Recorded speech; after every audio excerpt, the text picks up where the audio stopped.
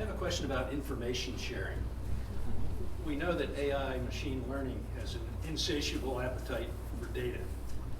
Are there any impediments to that data actually being shared?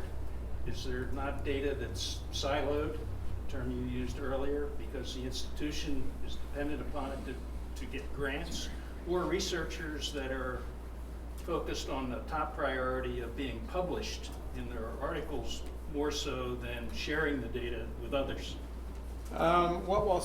There's the privacy issue, and that sort of helps. That's relevant to all of these things. So that a certain amount of personal identifying information, health-related information, has to be stripped off.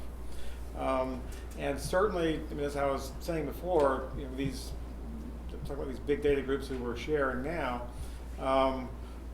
10 years ago or 5 years ago, we're all competing with each other. And now, basically, so the way the marriage is forced is that the NIH brings together or identifies the sort of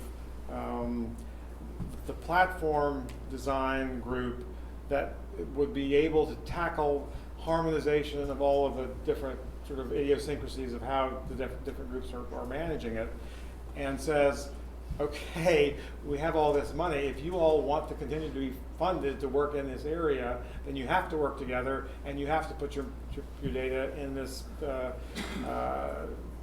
common bank where it's available to anyone qualified. Scientists who register even before it's published in manuscript form.